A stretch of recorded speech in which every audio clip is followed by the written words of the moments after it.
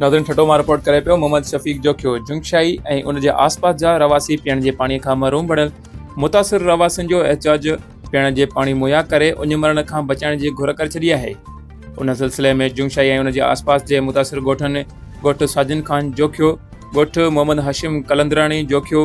ॻोठु मोहम्मद सफ़र जोखियो, ॻोठु मोहम्मद हसन पलीजो, ॻोठु मंगर खान पलीजो, ॻोठु गुल मोहम्मद जोखियो, ॻोठु शफ़ी मोहम्मद जोखियो, कोकड़ी मेघवाड़ पाड़े जे केतिरनि ई रवासियुनि पारां खेनि पीअण जे पाणी मुहैया करण लाइ हिकु एहतिजाजी मुज़ाहिरो ठटे में समाजी अॻवाननि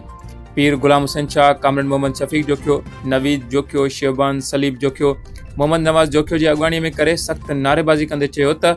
हिकु तरफ़ जुंगशाई में बिजलीअ जी जारी डिघी अण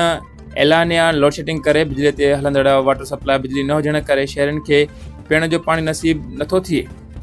त ॿिए तरफ़ खेनि KDA मां 18 करोड़ रुपयनि जी लागत सां मंज़ूर थियल सोलर सिस्टम वारी स्कीम बि चालू थी न सघी आहे, जंहिं करे जुंगशाई जे आसपास जा रहवासी पीअण जे पाणीअ खां महरूम बणिजी पाणी ख़रीदण ऐं परे परे खां वठण ते मजबूर बणियल आहिनि। पर हिन तरफ़ ज़िले इंतिज़ामिया समेत चूंडियल नुमाइंदनि में को बि ध्यानु नाहे।